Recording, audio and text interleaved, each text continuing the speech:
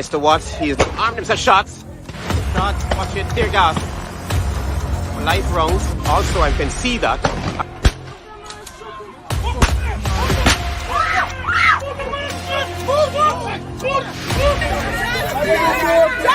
for Quindon! The man is a boxer, man. I want you to put in a boxer, man, to do that.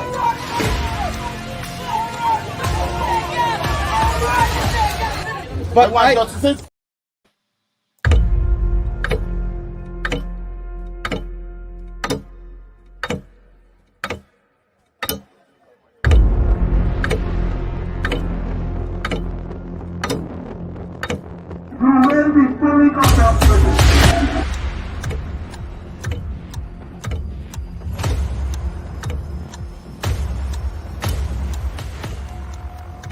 Mr. Watts, he is armed himself. Shots.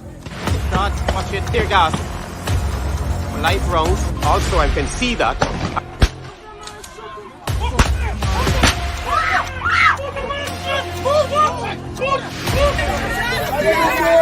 That's for Quindon! The man is a boxer, man. I want you to put in a boxer, man, to do that.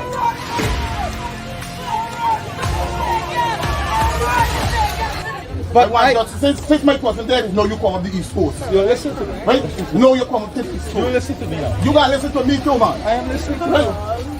Now, I see you on the East Coast.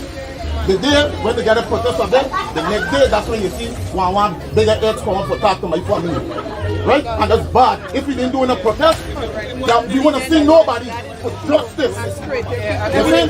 I'm not holding back nothing. I'm not holding back nothing. I just need justice of my family.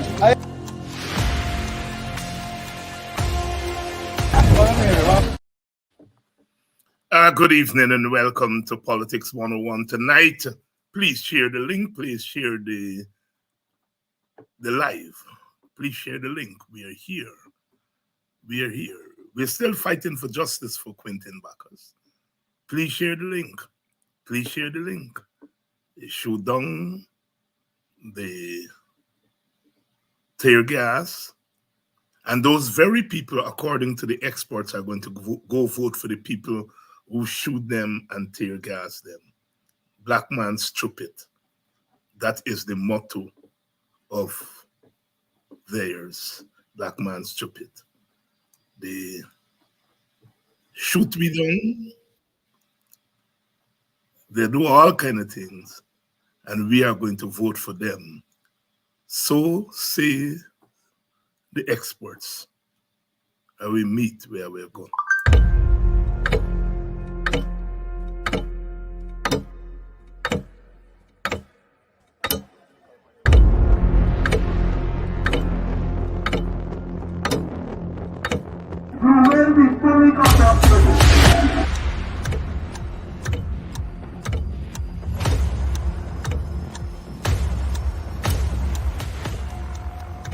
Mr. Watts, he is armed himself. Shots. Shots. Watch it. Tear gas. Live rounds. Also, I can see that.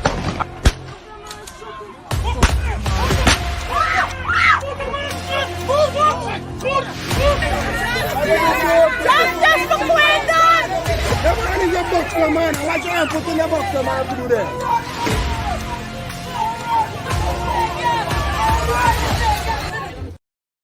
According to the experts, according to Freddie Kissoon, according to Leno Craig, according to Dominique Gaskin, the former business minister, and some of them, according to them, that is why Black people will vote for the PPP. They're a special breed of people, you know. You got to beat them. You got to kill their sons. You got to tear gas them. You got to underpay them. You got to insult them. You got to spit on them. And kneel down on their woman belly. And they will vote for you. That is the law according. Please share the link. Please share the link. And let them know Rickford Burke is going to be here tonight. Rickford Burke is going to be here tonight. The latest, they're running down Rickford all around the world. That is why black people will vote for them. So say the experts. Share the live. Rickford Burke is here tonight. So we're going to be talking about this latest saga. You all know the story. You know, the Attorney General has written to the Attorney General of the United States and the Secretary of State, I think, of the United States, telling them to go and hold Rickford Burke and turn you over to them. Good evening, welcome to Politics 101. Politics 101 on a Wednesday night. Politics 101 on a Wednesday night. Please share the link. All right, we're going to get an updated version of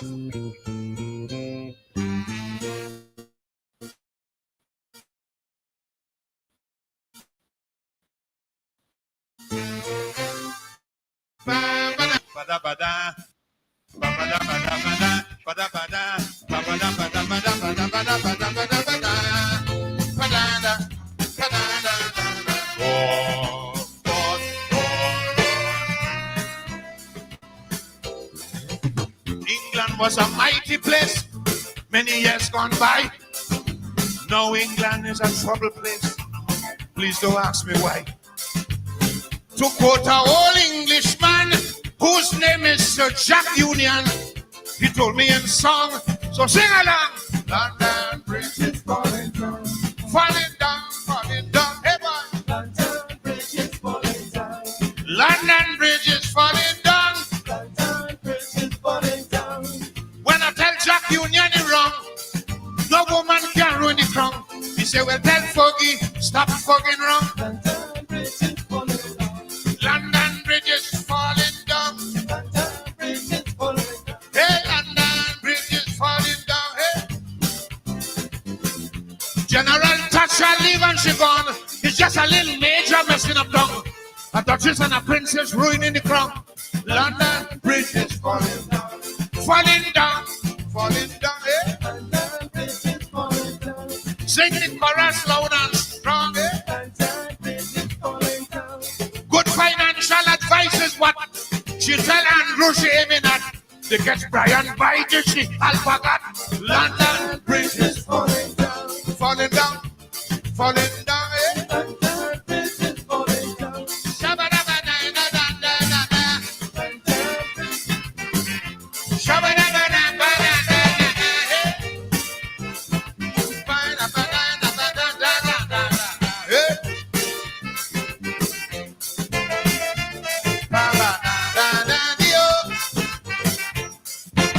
Noted for diplomacy, once a formidable foe. Tops in pump and pageantry, history books will show. Top sea dogs, great explorers, mighty kings and fierce warriors. Trouble tech we since the dead and gone. London Bridge is falling down to the ground. London Bridge is falling down. London Bridge is falling down. London Bridge is falling down. The immorality of the young, the instability of the poor, and the humility to the ground. London Bridge is falling down, falling down, falling down. Yeah. London Bridge is falling down. Yeah, boy, London Bridge falling down. I'll defend her rights to the end. Run around and love up your men, but not in front of the little children. London Bridge is falling down. Immorality gone, gone, gone. Morality gone, gone, gone. Do it again, da da da da, hey. Ba da da da da da da da da da da. Play right. London Bridge. Da da da da da, hey. Days of old when nights were cold. Britain ruled supreme. Songs were sung and tales were told. Life was like a dream. Tough men like Truman and Hutton, Churchill and Horatio Nelson. Ever since these gallant heroes gone, London Bridge is falling down. Falling down, falling down. London Bridge is falling down. Johnny Bryan have me in doubt. Papa's right there in front of snow. Don't tell me how she big toe get in the out. London Bridge is falling down, falling down, falling down. London Bridge is falling down. They say when a man finishes sucking toe, his appetite for papa does grow. So when next they try and go, London Bridge is falling down, falling down, falling down. Hey boy, London Bridge falling down. I hear when you see the toe in the mouth with all the papas hanging about, and you tell the Queen Mama, trust you. London Bridge is falling down, falling down, falling down. I'm really feeling sorry for the ground. But lucky thing the Queen Mother strong. She could have catch a heart attack on the ground. She said everybody wagging their tongue, calling us misfits and highly strong. Sparrow and can walk proud again in England. Through this too sexy chicken from Buckingham. London Bridge is falling down. A duchess and a princess ruining the crown. Saddam laughing, saying we are no longer strong. The Prime Minister devalue the pound. I hear up to now Prince Philip can't talk. Walking all about in a state of shock. Yeah, I did tell Andrew watch Brian like a hawk. Let him go back to Texas and run amok. Still I can't forgive the Duchess of York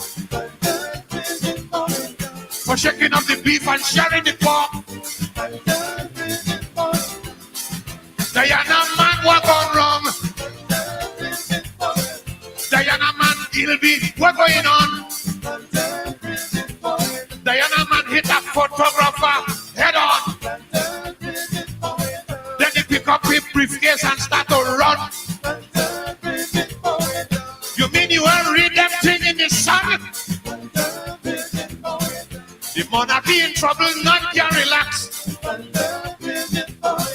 The people want the Queen to pay income tax. London Bridge is falling down. A duchess and a princess ruining the crown. Diana leave child and she gone she way. Both of them ready to ramp and play. So if you want a woman, you want a man. This is time to put your application. But what will happen now since they separate? Diana and Fergie go out of date. London Bridge is falling down.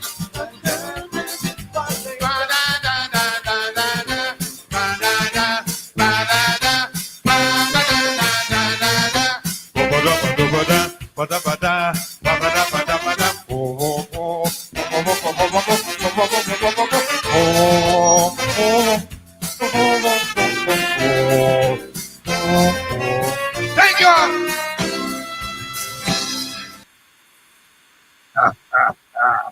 I tell you, Sparrow is not 3 cents. Sparrow is not 3 cents. Any of you all remember that one? London Bridge is falling down.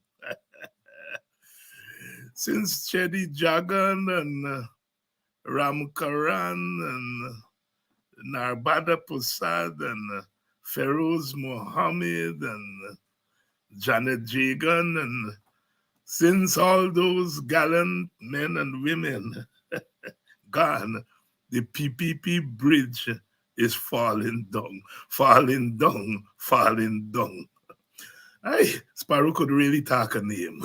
Sparrow talk out all the people's story. All the people's story.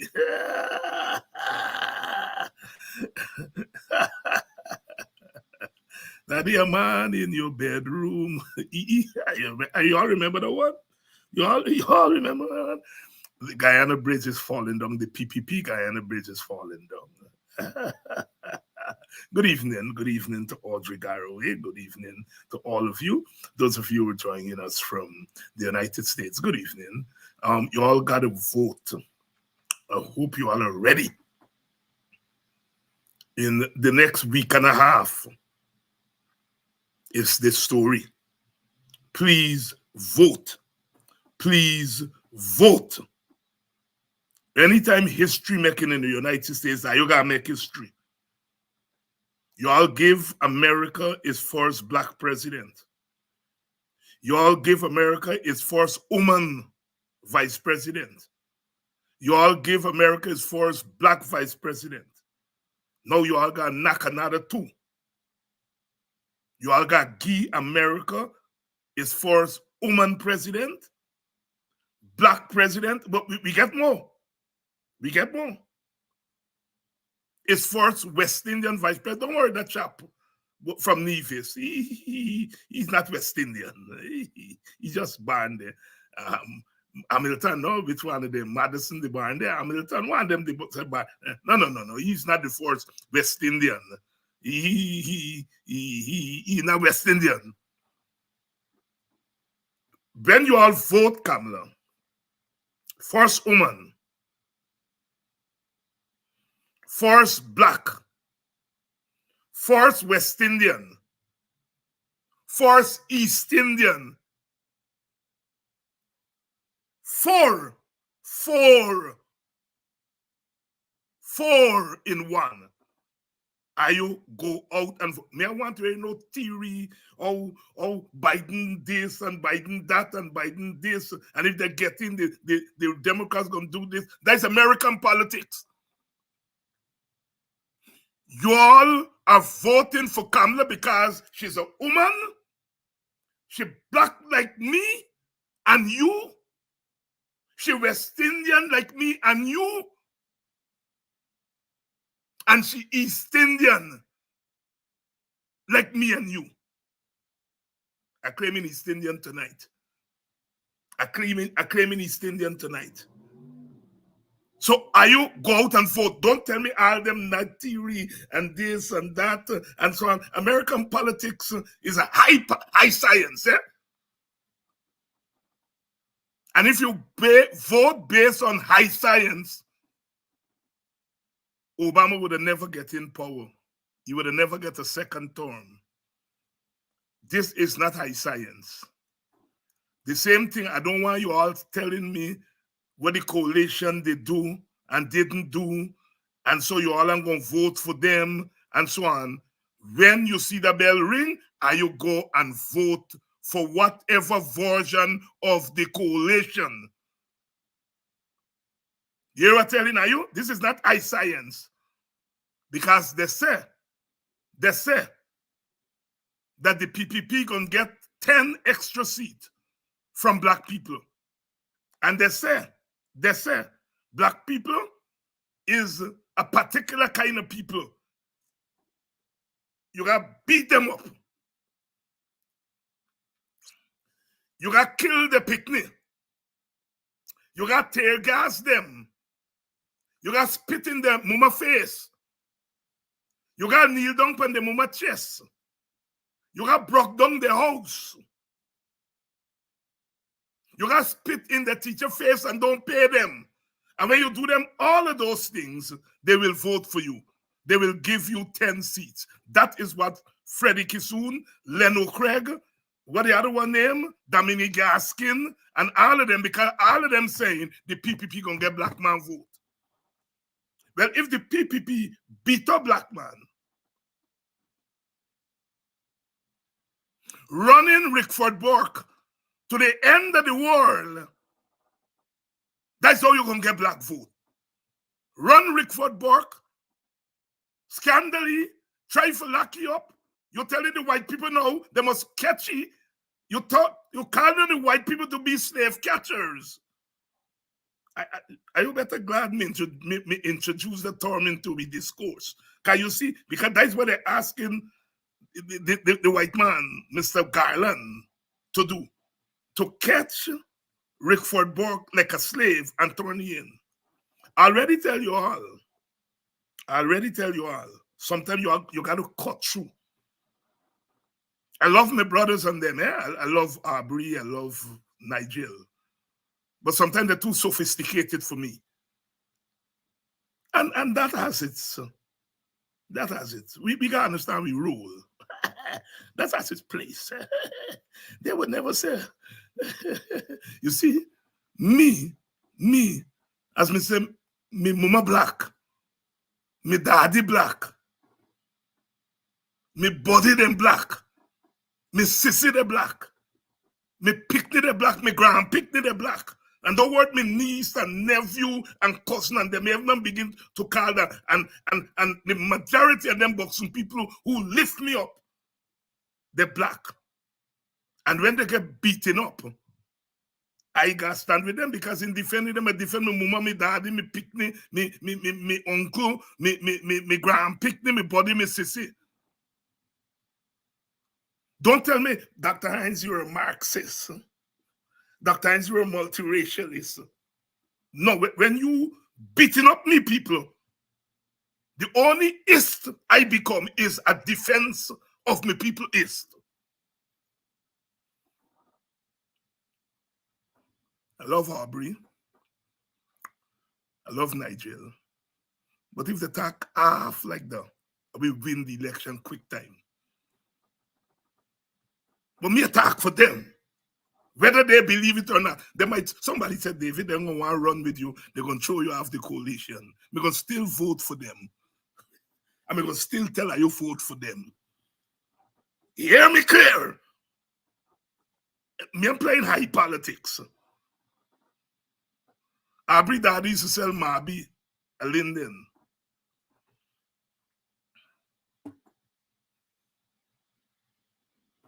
Before Nigel Daddy turned liar and swan, he Daddy and the mama them come out from where Aubrey mama come out from and Aubrey Daddy come out from. All of we come out from down there. Some come out a little bit earlier than others. I talk with what in my mouth. I talk with what in my mouth. Are you black people sometimes? Are you get too much of long science and long reasoning? Well, when the coalition, they Granger, they do this. And well, we know Granger messed up part of the way. He messed up part of the way. But that dead and gone for now. We gonna deal with that later. Sometimes you all just getting too much of reasoning science to me and so on. All right? I'm not in reasoning science. They're running this by Rickford Burke, by Coney by. They run them and they tell the white man, catch him. Like I used to go at West Africa and catch his great grandparents and bring them for work on your sugar plantation to get your wealth. That is what they're asking them to do. Are you not a slave? You all were never slaves. And in 2024, nobody will make you all slave. Even if you want to say, I am a slave, me go say, are you not a slave? And if I go, me grab you and bring you back. You see, when we get back power, are them slave catcher? Me why you jail them? Me why you jail them? Because they go get there and get 3 square meal. Me want you beat them Me want you shame them, isolate them. They must walk the road like madmen and women. Good evening and welcome to Politics 101. Rickford Burke is here. You don't come steady on the program. You don't come steady on the program. But he's a buyer of my heart. Me and what they say. Me and what they say. He's a brother. You one brother. You one brother. And we got to stand with the brothers and the sisters. All of we got to be one. You black like me, you poor like me.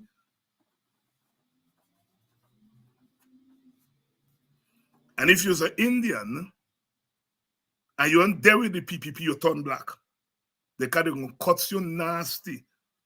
Say how you're a nigger lover and you're this and you're that. So are you born at your belly? Indian people who decide that I aren't there with them. Are you there with the opposition?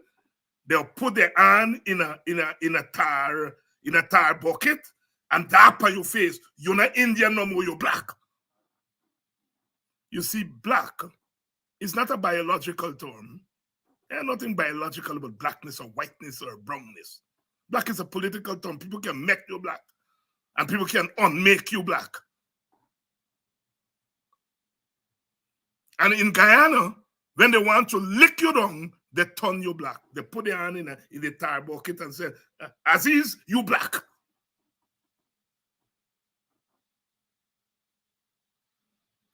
Nima Karan.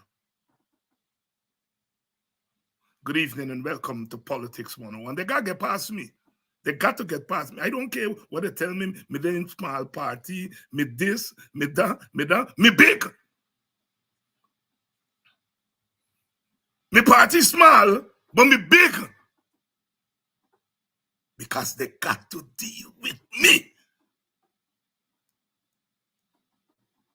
And they don't like to deal with people like me and Rickford Burke and Mark Benshop and Sherrod and so on. You know, they don't like to deal with me. We are not diplomatic. We are not engaged in their diplomacy. We are not about to turn our people over to them. I want you all fight, fight, fight, fight. Do not stop fighting. I mean, I tell you all to fight because are you no good all for fight? Are you no good? Are you fight? Every time I'll turn up here, a fight are your fight. And we gotta give Rickford Burke some solidarity because they can't put hand on that brother. They want to carry that brother back to Guyana and to kill him like they killed Quindon Bacchus, like they killed Aaron Baston.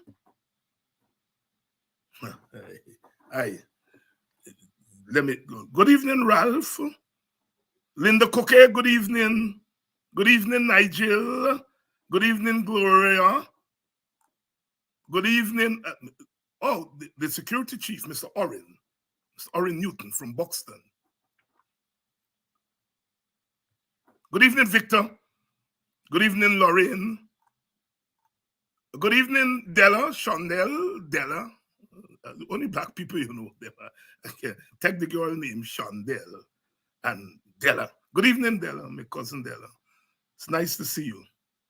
How is Brush Dam going? I hope you're going out and campaigning for make sure everybody from Brush Dam register for vote. I think you all are ready. Oh God, look at number tonight. Me get film star on me show tonight. Look at the number then.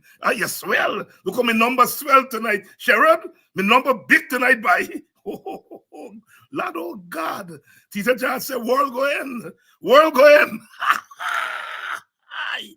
Oi. Good evening to all of you. My brothers and sisters will join me from Massachusetts. When you're a little boy, you walk around boxing, them big man, you know. Them big man, they say, hey, boy, come. 5 cents. Spell Massachusetts. Another 5 cents. Spell Mississippi. Another 5 cents. Spell Czechoslovakia. And them big man, I spell them, you know. They must spell that challenge. 15 cents. When I will be in a little buy. Plenty money. Plenty money. And we want you all to get plenty money. Me party say 5,000 US dollars. That's 5,000 US dollars. That's $1 million Guyana dollar. Is what you get. No 100,000. And you multiply 5 million US by 6 years. That's 30 million US. How you think about it? Are you all jump up for the 100,000? WPA is saying, and the PNC said we're going to go with it. The PNC come down a little bit, 300,000. But we say 500, they say 300. We can fall in between 400. Nevertheless, it's going in law. So you are getting it automatically by law every year. And think in 5 years, you get 5 million Guyana dollars. And if you think of, let me take boxing. Let me take boxing. If you get 500 households in boxing, I may think I will get more. And you multiply 5 million by 500 and see the amount of money going to circulate in boxing. And with that amount of money circulating in boxing, they will build their house, they will open business, they will expand the business. Our community will be rich.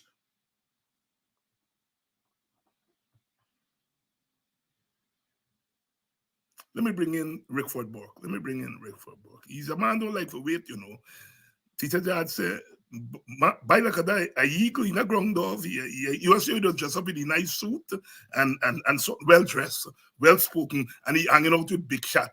Here must tell people, here, me and care why you say, but Rickford Burke. Me, first of all, you got push me and say, man, call what is speaker by name? Hakim, call Hakim. Me go say, but if me call Hakim, he never answer me. Rickford Burke, he go call till he get an answer.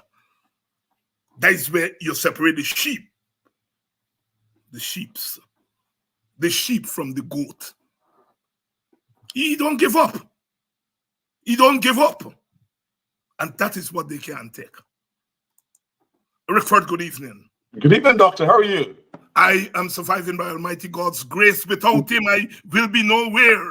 We all are. Thank you for having me. Good night to you listening. My shield. And when I get a man of God like you on the program, all the merry, every Saturday is you get on your nice suit. And you gone to church. Gotta praise the Almighty. Yes, every Saturday. I used to go one time because my picnic them is 7 days.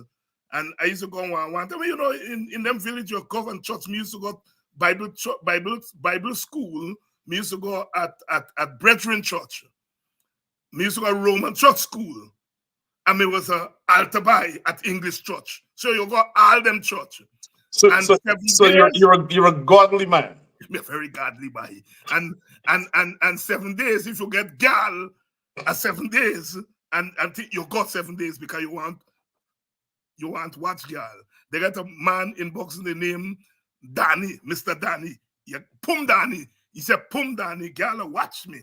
When you want gal for watch you gonna church and think. And here is one of my favorite 7 days hymn. sweet hour of prayer. Oh, Jesus Christ. Look, when me hear them, I saw me heart just melt. You're in the presence of the Almighty. There we Sweet go. hour of prayer, sweet hour of prayer. Sweet hour of prayer. And Rickford, what a lot of people don't know is Seventh Day Adventist Church was part of the Great Awakening in America. They were part of the church that first accepted black people in their midst, because the English church and the Catholic church and them didn't accept black people. Reverend Allen had to leave the church, and he found the AME church, the African Methodist Episcopal Church. And then when these churches like the 7 Days came up, they start admitting black people to the church in what is called the first Great Black Awakening. So sometimes I hear the discussion about church and what the church, they're terrible. The Catholic church and the English church and them, they're terrible. But one thing I can say about black people, whichever church we go, we just make them black. Because we just carry the identity in there. All right? And we uplift the worship and enhance the worship. Because we're the only people that teach them you can worship. And you see, God like you when you dance. Because the body tells a story that sometimes the mouth can't tell. and we have rhythm. And we have rhythm. Say it again. We have rhythm. You not say other people ain't get rhythm. You say, are we just get rhythm? We have rhythm, yes. Rickford, why these people don't leave you alone? Well, there are two things at play here. Talk to me. One, they did a poll, and individually after Irfan Ali, the next most influential person in terms of Guyana politics in the sphere of influence is Rickford Burke. Wow. So, and I have a copy of that poll. That's number one. Number two, they want to discredit me in the eyes of elected officials in New York. They have been trying for 4 years, and it hasn't worked. So I'm not sure why they think it's going to work. So they want to deliberately pick a fight with Black elected officials and Democrats, because their strategy is they want to malign me and say the most nasty things about me. Now they're putting it in writing, and I'll come to that, so that they could go to Republicans and say, Democrats are backing this one. He's a notorious criminal in Guyana. And until everybody asks, well, oh, when did he come to America? And they're like, well, he's been here for 30 years. And they're like, so how is he a criminal in Guyana? So what has happened is they secretly wrote this. First of all, they lodged 6 complaints. From the time they came into power, they lodged 6 complaints with the United States government for me. To date, nothing has happened. I'm not sure why they think think writing a letter to the Attorney General is going to change anything. I'm not afraid of the Attorney General. The Attorney General of the United States can't stop me from talking. This is not Guyana. And so Anil Nanlal is completely misguided. That's number one. Number two, though, he has revealed himself to be unworthy of the office of Attorney General, which he occupies. He's a liar. He's being caught lying. All of the United States government officials know that he's a liar. Fourth, they know that all of his actions are retaliatory. As you know, he jumped on TV in Guyana and called me all sorts of things, made all sorts of false allegations that made him look so stupid. And he said he's going to come to Queens, that's in 2001, to confront me. He's going to come to Brooklyn to confront me. He never came. We did a protest against him. He was scared to come. He didn't come until the consulate hired Brinks Security, because he claimed we wanted to harm him. We had a very loud and energetic protest against him in Queens. And the day after, he got with some of his supporters and advocated for me to be killed. There was a young man in the presence who witnessed what he said and called the police and called me, because, of course, he's a law enforcement officer and he wanted to stay true to his oath. And so the FBI and the and the NYPD launched an investigation into Anil Nanlal. One time he was listed as wanted. And then he got the Guyana police to call NYPD to tell him we had made up the accusations and all that. He did not know that there were partial tapes of this whole episode, recordings that the police has. So because he was listed as wanted and that went all across the press, he's now on this mission to tarnish me and to say that I commit crimes in Guyana and all of that. So he wrote to the Attorney General, he wrote 2 letters. In response to me filing an official complaint that they sent a police officer to my house with a gun, 2 people to my house with guns, in violation of US law, New York state law, and international law, the United States State Department called in the ambassador to explain those actions to the United States government. Obviously, the United States government felt that what they did was egregious and a violation of the law. And so the deputy ambassador in Washington went to the State Department. Sam Hines is now going to go to the State Department. And this in itself is almost comedic, because the deputy ambassador in Washington is the accredited ambassador in Mexico. I don't understand that. But so he went in there, he's an attorney, and Zulfikar Ali, and the State Department asked him to explain himself. He couldn't explain what happened.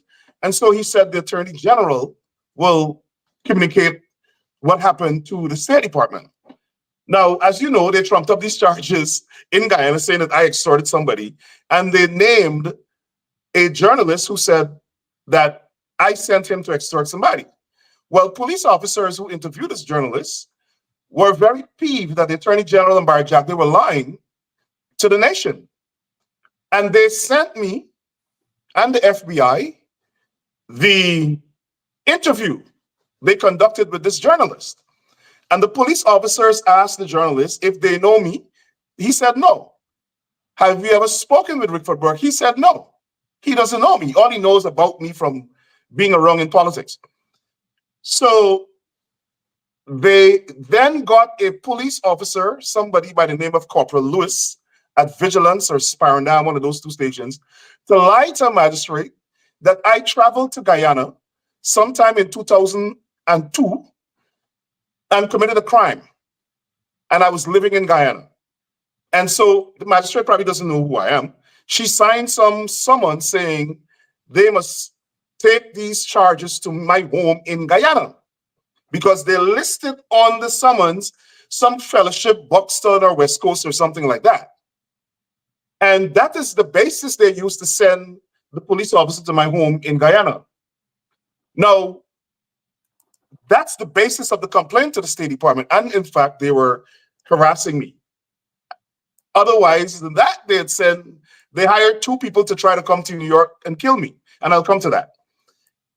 So Anil Nanlal now, he thinks he's some big, bright, smart lawyer. He wrote the State Department.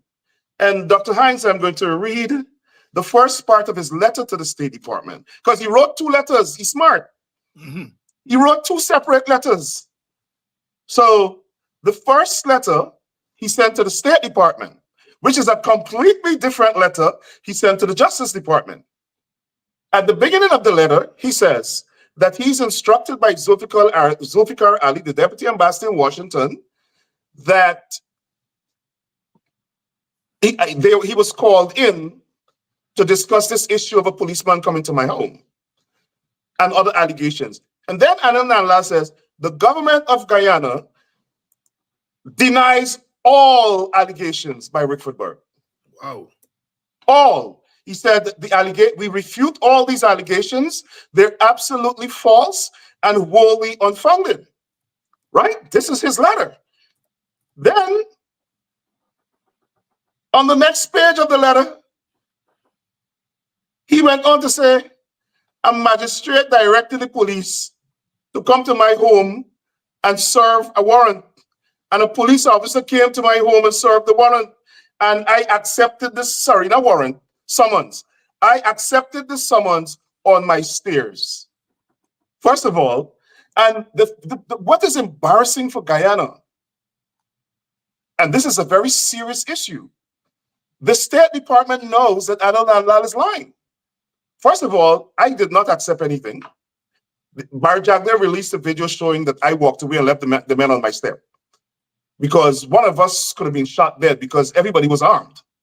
Second, he denied that they sent a police officer to my home, because he said they denied all the allegations. And now in the same letter, he's acknowledging they sent an officer to my home.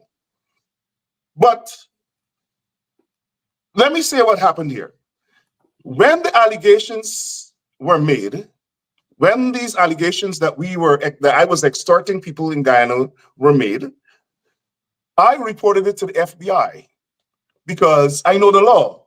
And under the law, that's transnational repression crimes. They're trying to use criminal charges to repress my free speech in America. The FBI launched an investigation of not only me, several other Guyanese who they were attacking online, including a principal who one of Anil Nandlall associates threatened to come and blow up her school. We all met with the FBI. But the FBI was zeroing in on this framing of me by the government of Guyana and the police force. The FBI we got the entire file from the police, the entire file. No one made any allegation against me, none, because the people don't know me. I don't know these people. There was no extortion. This entire thing was made up. So the FBI was investigating that. Anil Nandlall did not know that. So it was when the FBI completed their investigation, that's when they sent to call the ambassador. And that's when Anil Nandlall responded. And he responded saying that Mr. Burke sent an agent to extort an East Indian businessman in Guyana. The FBI knows that's not true because the FBI has the video of the journalist saying no one extorted anybody. They don't know who Rickford Burke is. In fact, what they were trying to do, something was published on a website and they try to pay him to tear it down. That's the issue. Now, in addition to that, Anil Nandlall sends a second letter to the Justice Department complaining for me. And here is why he sent the second letter. He cannot tell the Attorney General that they sent a police to my home from Guyana because a magistrate told him the Attorney General is a former Court of Appeal judge in the United States. He can't make that mistake. So he sends a different letter complaining about something else. He says, and let me tell you what he says in this letter. He says, "Dear Mr. Garland," that's the Attorney General, "the government and citizens of Guyana, once again, for the 7th time, wish to register their deep concerns with respect to Rickford Burke." Here he said, a Guyanese living in Brooklyn, New York, who continues to use social media, his social media platform and his Facebook page to launch almost daily attacks against the government and citizens of Guyana with the clear and evident intention to excite racial hostility among the different races and classes of the citizenry, and to incite ethnic strife, encourage criminal violence, and cause public disorder, mayhem, and a reign of terror all across the length and breadth of Guyana. Now, I think after Merrick Garland's assistant read that first paragraph, they throw his letter in the trash. Because how can I be in the United States and cause a reign of terror in another country? And second, how can you say there is terror and violence and strife and criminal violence and public disorder in the absence of all of those things? Yeah. Rickford, has the Attorney General's office contacted you? They can't. If they do that, they'll be violating the law. Thank you very much. Explain that to us. Well, in this country, there's something called freedom of speech.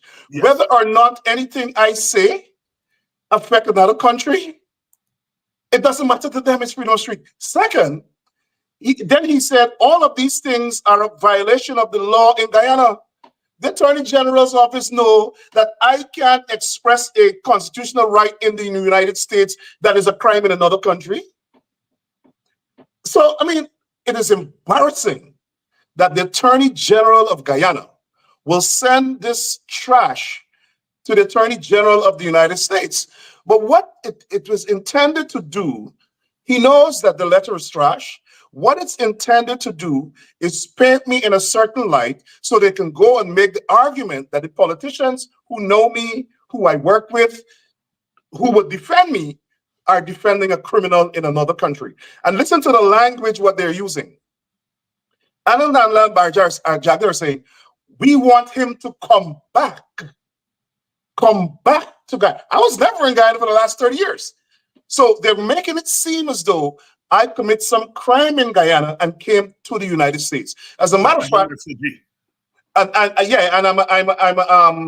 a fugitive. And as a matter of fact, the Attorney General went on his Facebook page last night, said that I'm a thief. I thief money from Desmond White, completely making it up, that there's some allegation of sexual misconduct against me. And then he went on to say I was banned from something, police, all of his information wrong and mixed up. But then he went on to say that the people defending me, the black people defending me, are the Kool-Aid gang, and I'm a baboon. So that has serious racial overtones. You have an East Indian racist calling a black man a monkey and saying that the group of us black people are a Kool-Aid gang. He sounds like he's the KKK grandmaster. And for the life of me, nobody in the PPP said anything. The Ethnic Relations Committee hasn't said anything. Why? Because he's East Indian. And there's this presumption in Guyana among certain people, including the Ethnic Relations Commission, that East Indians are superior and they're not subjected to the laws of Guyana. Now, I want to tell Anil Nanlal something. He wants to come after me. I would go after him to the gates of hell. I'm not going to go in hell with him, but I would chase him to the gates of hell, because this descendant of the slaves would not allow any racist to malign me. I would not allow any racist to try to frame me as a criminal. Days for those things are over, Dr. Hines. That's what they did to the slaves. That's what they did to the people in the civil rights movement. That's their strategy. And Anil Nanlal and the government of Guyana will pay dearly for what they've done there in writing. I can promise you that. I would not stop until there's a penalty on Anil Nanlal for blatantly lying to the FBI, blatantly lying and misleading the United States government, and his attempt to use the United States government to pursue his vendetta against me. To pursue his vendetta against you, in case you all are just joining us, we're talking here, of course, with the one and only Rickford Burke tonight, discussing the latest push by the government to again harass him, and now they've gone to the highest office, to high office in the United States, the Attorney General, trying to continue to malign and harass Rickford Burke. Good evening to all of you who have joined us tonight. Good evening to you, Veronica. Good evening to you, June. Shelley, you and Chandel come tonight. And Brush Dam, I hope I get Brush Dam lock from Brush Dam front where you're there, Shelley, right down. Because are you there, Brush Dam front? Are you there, Brush Dam central? Are you there, Brush Dam back dam side? I hope you get Brush Dam lock off. Every single vote. Every single vote. Good evening to all of you, Samuel, Joseph. Good evening to you. Good evening to you, Gloria. Gloria, keep praying for us, and keep spreading the word. Keep spreading the word. Margaret Andrews, good evening. Good evening to you, my brother Flash Gordon, the one and only Flash Gordon. How are things up there on the quarantine? How things on the quarantine? We want every vote there We want every vote there. Lorraine, good evening to you. You're Adventist, yes. Lorraine says she born in Adventist. She grew up in Adventist. She married in Adventist. She Emmanuel Church in Linden. All you Emmanuelites in Linden, good evening to all of you. Linden is, of course, a special place. June and Bob. June and good evening. Good evening to you, my brother Lester. Lester is a trooper. Good evening to you, Venet, and all of you. I can't see everybody. My sister Lynette, good evening. Good evening to you, my sister. Good evening to you, Sandra Grant. Good evening, Ingrid King. All of you, all of you, all of you. You see, we can't do this without you all. But we got work. We got work, eh? Rickford is doing his work. All of us, we are doing work, but you all got work. You all got work. You all got to make sure. You all got to make sure that you all do what is a quote just now to you all, eh? A quote just now to you all. Don't worry that 100,000 that you take them. But that is a little freck. That is a little freck. The coalition get in, be talking between 300,000 and 500,000. Eh? We talking between 300,000 and a million. And if they get 500 households, there's $500 million circulating in that village alone, in our boxing village there. If I will get 500 also, that's $500 million in 1 year circulating. And when money circulate, and all them young people, 16 and 17 who get a baby, they will be considered household. Right now, the government target to get 100,000 to voter. Them young people who are 17 and got their little 2 children, they ain't getting nothing because they're below 18. Our cash transfer, they will get the $1 million. $1 million to start to build a family, to start to build the family, look after the house, pay off for the house lot. Lift the business. Them lady who just got to get them, all the fridge and put the beer in, and then they got to put it on a cart and think they go buy a van. No. With cooler inside. For self, lift up the business. Lift up the business. You all do not fall for nonsense. Tomorrow night I'm going to have Vincent Alexander. You all know what we're going to be talking about? The UG story. Me give you a little pinch. Because they believe I was stupid. So they say that UG now free. We ain't got to pay tuition to UG. So far, so good. Born an idea. They take them, they thief them. But UG depends on tuition to run. So if you're saying students will no longer pay tuition, where UG money coming from? Here me tell you, UG won't get tuition from January, but the money UG losing from the then I give UG money. You see the wickedness. You show these people, so they get me jumping up. Oh God, I will not have to pay a UG fee. Well, you don't have to pay a UG fee, but UG would not be able to pay a security guard because the fees, the money they used to get from fee is to run the university because this government don't give UG plenty money. So this thing that they do now, they take Burnham idea and say, we ain't gonna pay no more for go for UG. What they in effect are doing are taking away money from UG and get me jumping up. Oh God, oh Lord, oh God, Ali. They're damn scams. But Dr. Hinds, yes, sir. Talk to me. I think young people kind of need to know that university was free. It was the PPP that took away free education from the people of Guyana. I went to UG free, so it was the PPP that took it away. So now they're restoring what they took away. So I don't know what the celebration is about. Rickford, in restoring their impoverishing UG. Because the money that UG is not going to get from tuition, they have not given UG the money. So UG is going to lose money from tuition in January. And the government's supposed to say, well, okay, so you're not getting money from tuition. We can give you money, and they've not given UG any money. That is the trick that they are playing us. They're giving the money to Gold. I understand Gold is a collaboration between one of the PPP ministers and somebody in India. Yeah, that is, they're giving me 100,000. Mama, daddy, and big picnic. Mama, daddy, big son,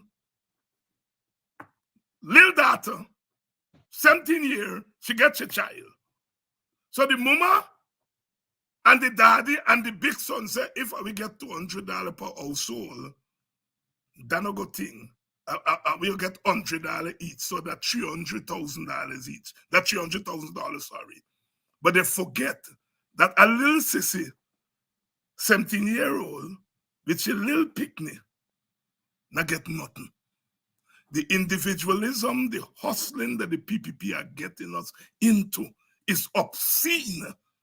They're taking advantage of the poverty of our people in order to make us go against our own best instincts. And we have to say very clearly that when the coalition comes back to power, that we are going to make it right. We are going to make it right. If you get 100 household, 100 household in a little village, and you get $1 million, legally, by law, is $100 million extra going to be floating around the little village. When money circulating, Rickford, when money, that's how your community does get things, because money is circulating. But Dr. Hinds, I think that's a little bit of money. I mean, I'm just saying. Yeah, I'm just giving a little estimate. As the money come in from oil, your check raise. Check raise. But and we're not going to give away the money willy-nilly. We are doing pilot studies. Pilot study. All right? We're going to give the money and we're going to see what's going to happen. And the pilot studies will tell us how effective this money is, how much it is, how less it is. Anyhow, let me hear you. Yeah, well, no, first of all, I think the PPP is mismanaging the sovereign wealth fund. We live in New York, you live in the United States. We know we invest money. The amount of money that is going into the sovereign wealth fund, I believe, should be invested. They should hire some investment fund to invest that money. If we have, what, $3 billion in the fund that goes in there every year, could you imagine you invest that money, you get interest from that money? The interest alone is what should be used for development of the country, and leave the actual money coming in from the oil and gas to posterity. And if you invest that money, let's say you get, every year, you get at least $500 million in interest. That's a lot. That's a lot of money. You can do development work and you could give the citizens. You could give every citizen about $5 million Guyana dollars.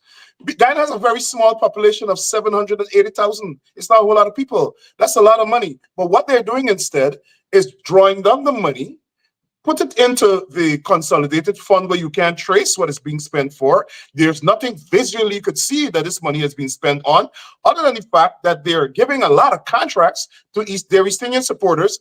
And in fact, they're transferring the wealth of the country to their East Indian friends and supporters. The East Indian elite. Because East Indian elite. Their friends and supporters. Right. Them poor people East Indian and getting nothing. But they're making them feel, they might tell them, man, I don't get the big money, but you see, I will give you 250,000.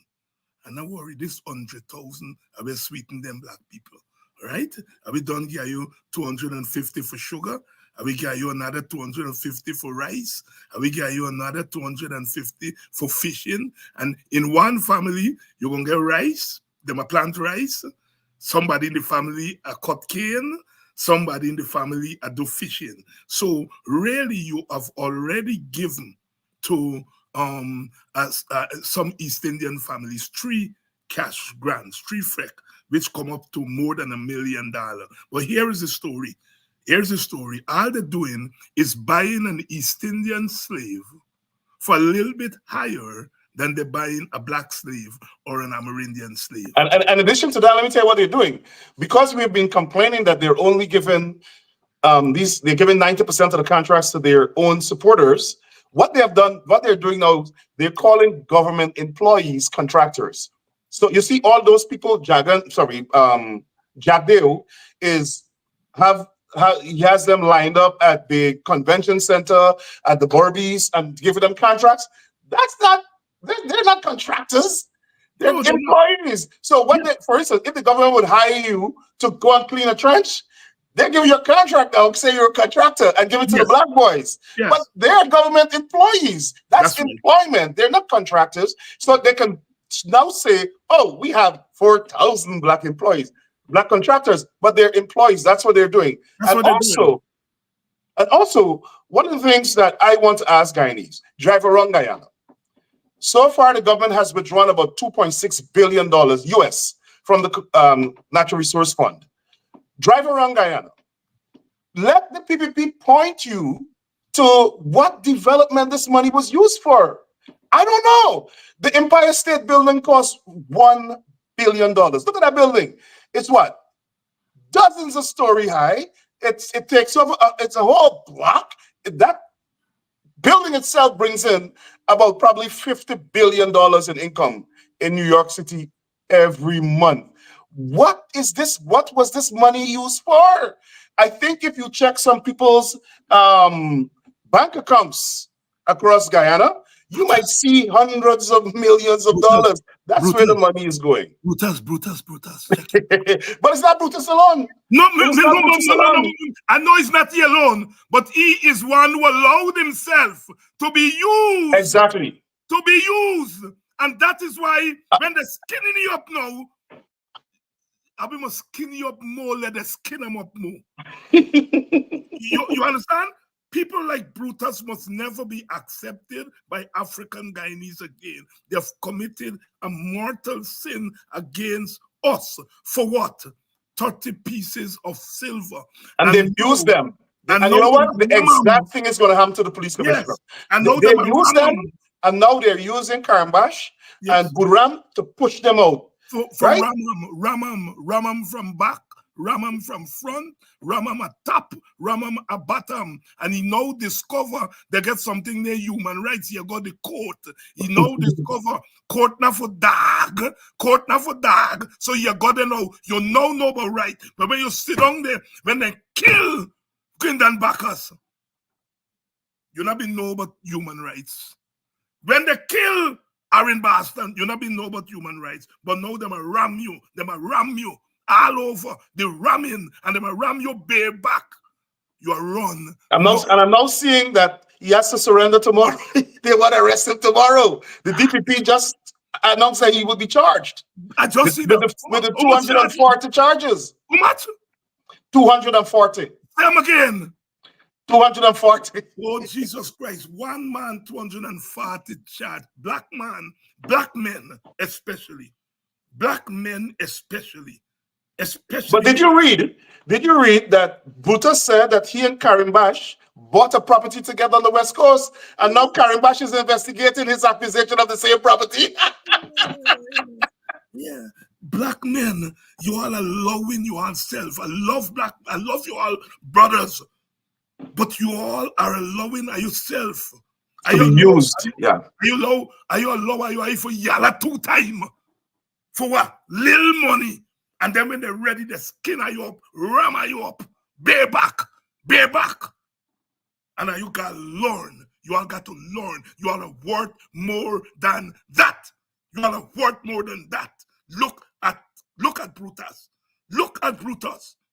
I understand. I hear. Me know how true it is.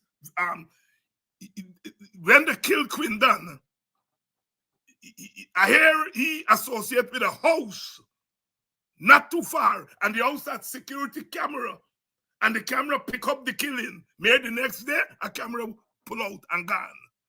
Pull out and gone.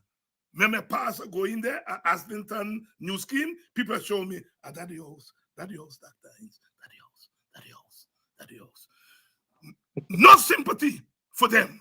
No sympathy for them. And I hope they see what is happening to that man and that they pull off black men.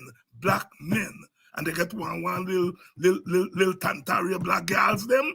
They're on the same thing. Are you stop it? You all stop it. Because it's a sad and bad commentary on us. Rickford, here is my theory. Turn black people into hustlers. Turn Amerindian people into hustlers. Turn Indian people into defenders of the worst. Because Indian people long time, how better, how me can help, how better. Nowadays not how better. How hungry belly dog. Are we not better no more? And that is what the PPP is turning Indian people into unfeeling people who cannot see their black brothers and their black neighbors crying and say, oh, better, let me cry with you. Instead of doing that, they are justifying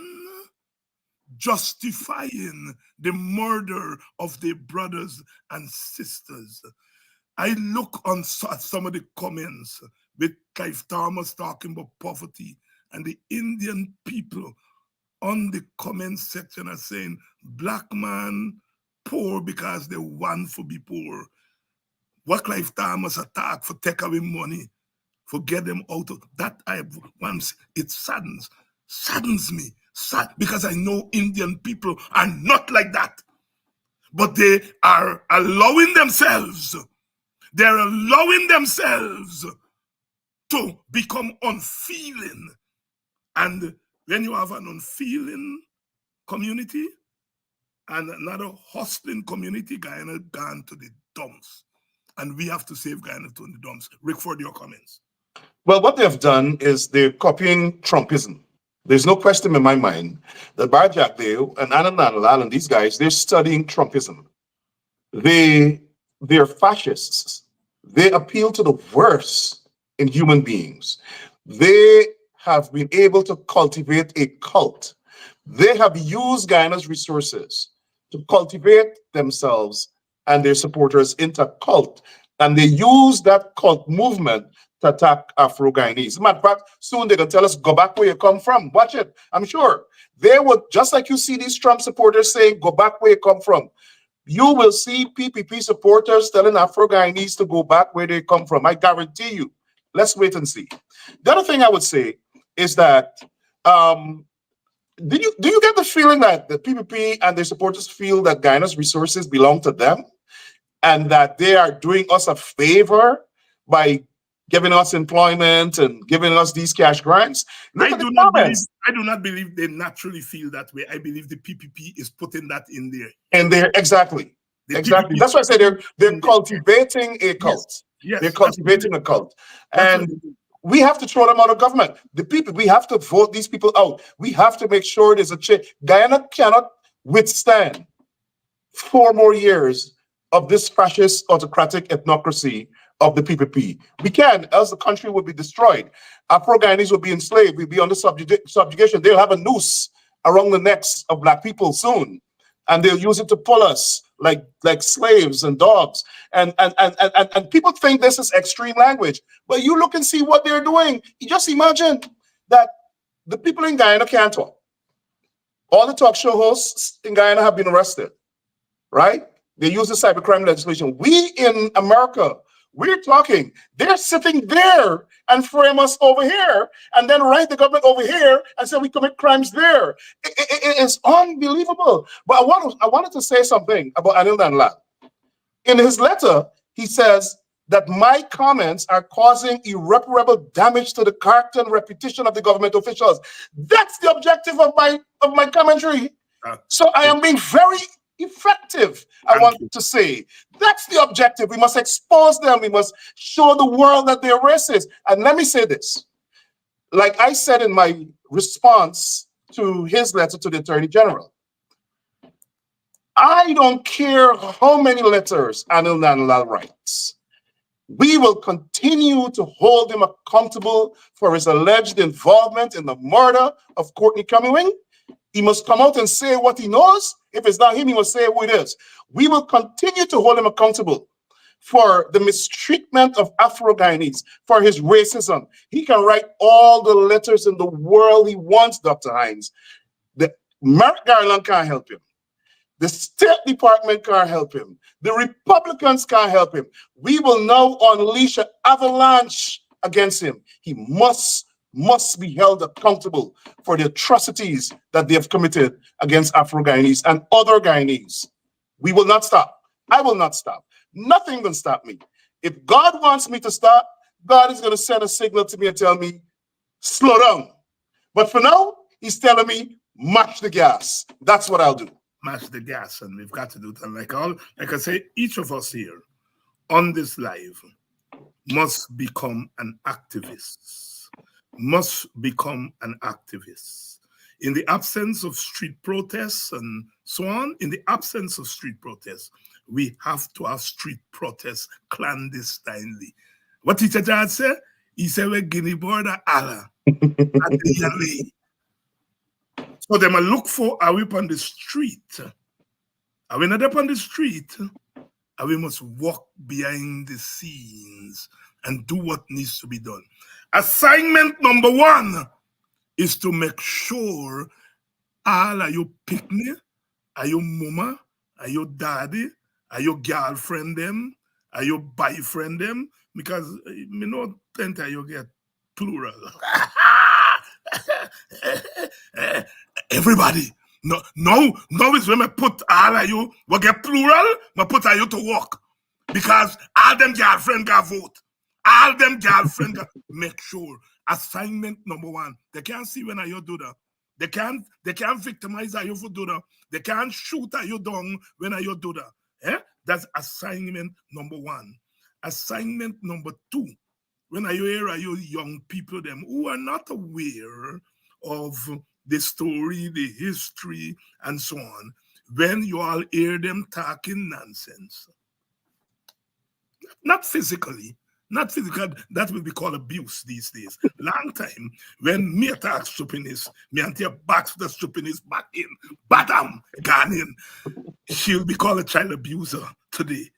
And I could, she said, child abuser, you carry me to jail, and he me own, me go back some again. Me and think that could get any police to come, but you all have to talk to young people. You all have to talk to the young people. Even if they're not listening to you one time, listen 2 times. Talk to them. That is the kind of work that we have to start doing while we await other kinds of work. Wagini border Allah, another yale. Wagini border Allah, another yale. Rickford Burke, your closing thoughts, my brother.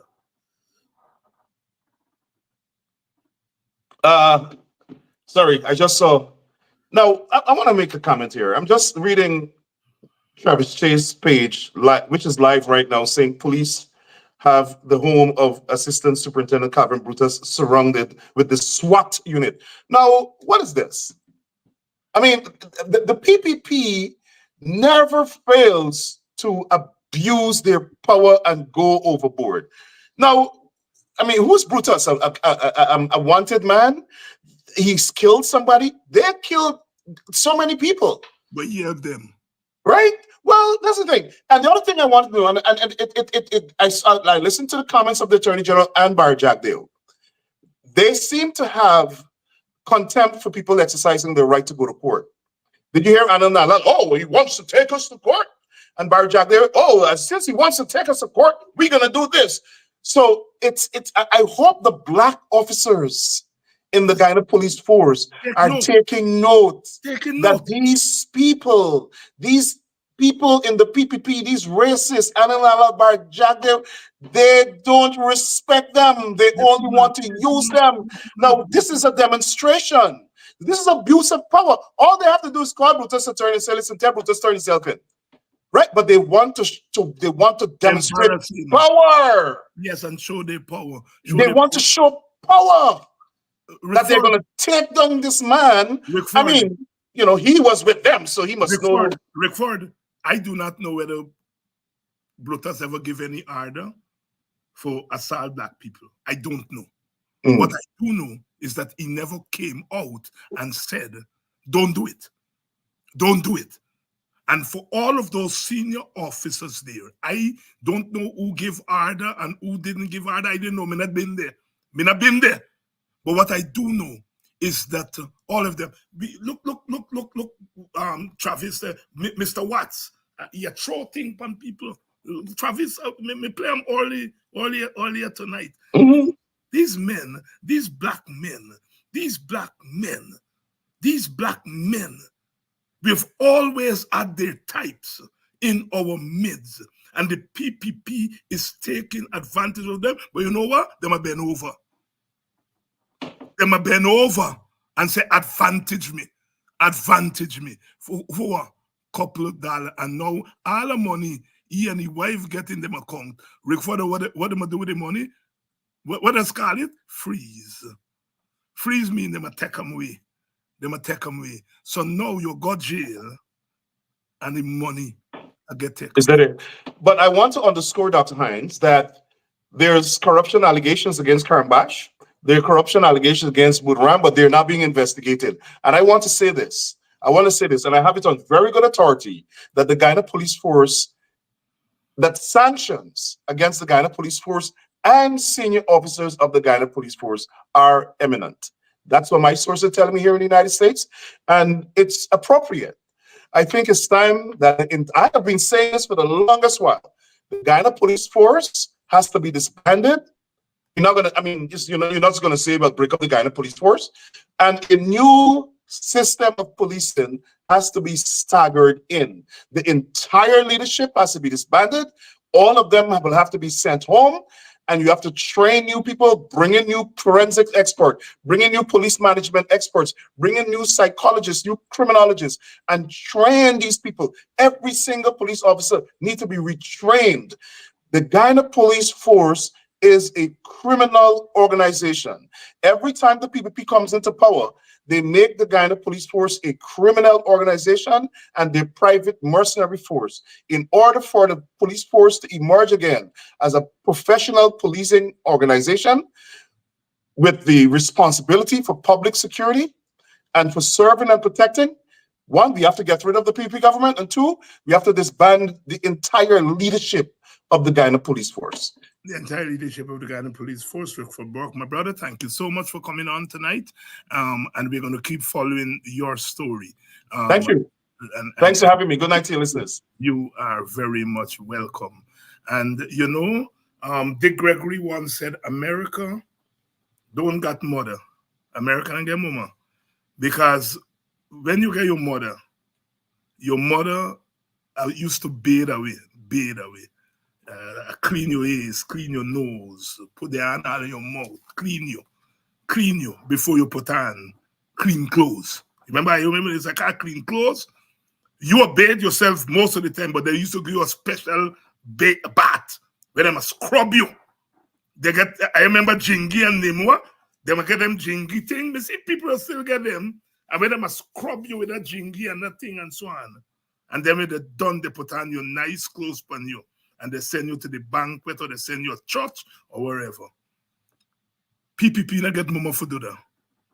They come back to power and the same nasty skin they had before 2015, they just put on clean clothes and that nasty skin. They not get no mama for scrub them with Jingy and Nimwa. They not get Jingy, not Nimwa. Nimwa, the thing, the Nimwa, nothing. The Jingy is the bad one. Jingy is the one. The thing. They not get mama for bathe them skin with Jingy, for dig out things from their ears and their nose and so on. So they come with a nasty self and put on clean clothes in 2020. And that is why the country is what it is. 20 people meet me dark, me think evil spirit. Because seeing every time the PPP put their hand on power, killing, all kind of thing happening in Guyana. People disappear, kidnapping, and all them things. And those things stopped under David Granger. And no matter how me and David Granger don't agree, I always say, when the man come, he bring an uprightness to the presidency. You couldn't look at the presidency and say a lawlessness. He brought an uprightness to the presidency. That is why under Granger, there were not human rights violations. The one thing the PPP could tell Indian people at Granger do them is knock off 7,000 people. That's the one thing the PPP can tell Indian people Granger ever do them. Granger never take away guys who call money from them. Granger never send the police into Indian community to shoot down Indian young men. Granger never send bulldozer for lick down Indian people house in their communities. Granger never take away money from all them Indian organizations. In fact, he give them money. He even offered to give Ravi Dev their money. I don't think that they take it because they were stunned. Granger never do 1,000 to Indians what these PPP are doing to black people. And if Indian people could turn away from the coalition, because the coalition closed down 4 estates and knock off 7,000 of them, never mind the coalition, pay them their severance and so on, the PPP said, knock you off. And that was enough for Indians to say, Tata, me gone back to the PPP. God bless them. But they're telling us that they can kill black people, lick down black people's house, take away money from them, don't pay their teachers a living wage, assault black people, and black people will vote for them, which means that black people are not the same caliber of human being as Indians. Indians say, we get knocked off, you close down 4 estates, and we gone. Black people say, according to them, according to the Freddie Kisoon and all of them, black people get murder, black people get their house licked down, their money take away, their wages take away, and they're going to the PPP. I will vote for you. Oh, Lord God, do me more, do me more. Do what you want with me. Me go vote for you. There is past black people. And I don't care what they tell me, David Hines preaching racial sermon. I'm going to preach racial sermon till the end of time. So long as you all take your allies and pass black people. I don't care. I don't care. I don't care. Back to back. Belly to belly. I don't give a damn. Because you're black like me. And if I have a voice, and perhaps more than a voice, I will use it to defend you. I don't care who throw me out of the Marxist family. I don't care who throw me out of the multiracial family. Me don't care who throw me out of civil society. The only society I am talking about now is justice. Justice. Justice. And I'm saying it, and I'm saying it again. One are you going to go through the net and commit sin against your own people. But the majority of you all will stay in line. You all will stay in line. Even if you want to make yourself jackass, I will go keep you in line. I will keep you in line. Because you all are not going to offer yourselves up to those who want to see the demise of black people in Guyana. And to our Indian brothers and sisters who are standing with us, and there are some Indians who are standing with us openly, and some who are doing it quietly, we say thanks. Thanks. Thanks. Because you're making a great sacrifice. There was once a time when some of us made sacrifice on your behalf. People like me, who went to jail on your behalf when you all were crying. The Rodneys and the Ogunses and the Clive Thomases and Quianas heard your cries, and we stood with you and paid. Rodney with his life, some of us paid with our liberty. At 20 years old, I was sitting in jail fighting you all fight. You all fight, and today you call me racist.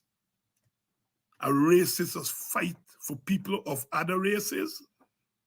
I come from a quality culture. A culture that says wrong is wrong.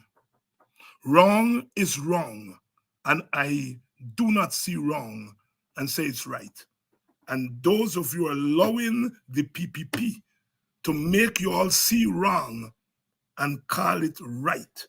Shame, shame, shame, shame. That is what Sister Amanza was trying to say 3 years ago, and I come down on the girl and say, oh, she said Indian people should be. All she was saying is PPP using you all and turning you all into an unfeeling community. That's what she was saying. And you all silence that girl. But you're not going to silence me. Because me, you see, me, I want to be president. Me, I want to be president. And you're not going to bribe me and say, me go make you president.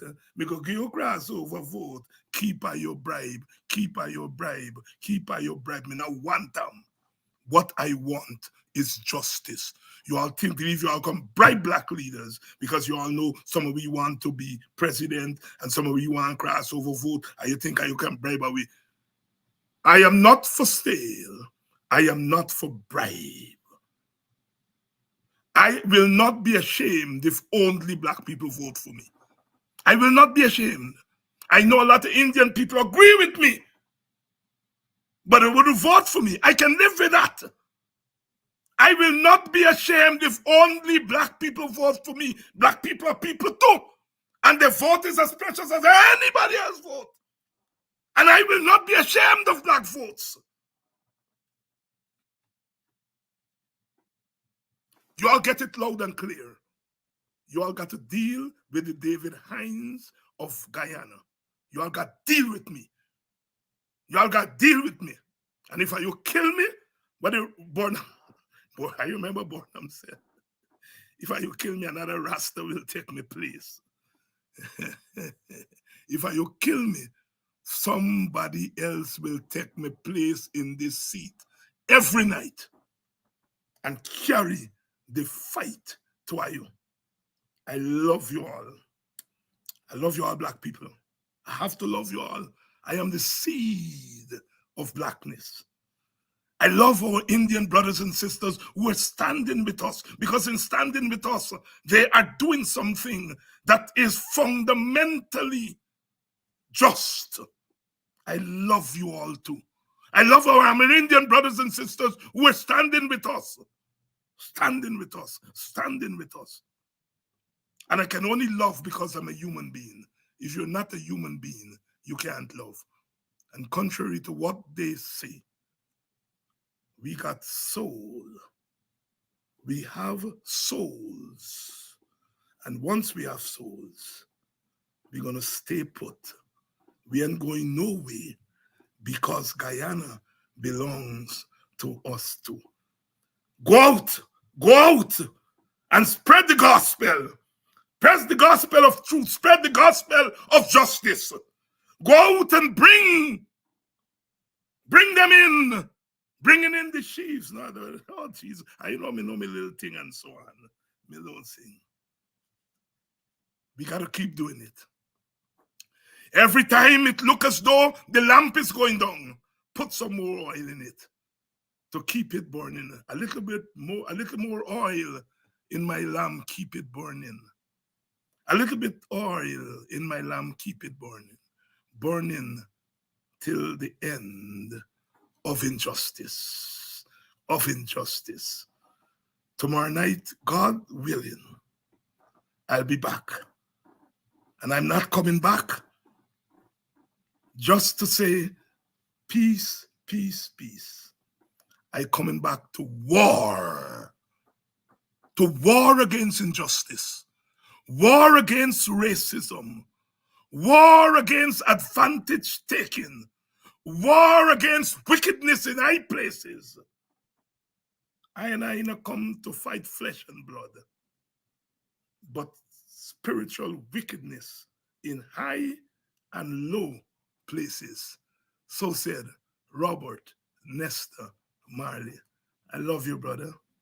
You're gone, but your words of wisdom are going to see us through. You're going to see us through. God is not finished with us yet, black people. God is not finished with us yet. He showed us the way out of the plantation. He showed us the way out of colonialism, along with our Indian brothers and Amerindian brothers, Portuguese and Chinese. He showed us the way out of past iterations of injustice. And he's not finished with us yet. He's going to show us the way out of this. I want them to go to sleep tonight not knowing what we will do tomorrow. I want them to go to sleep not knowing what we will do tomorrow. Because tomorrow I'm coming again and you all are going to be here with me. The love will continue to flow because it's a genuine love.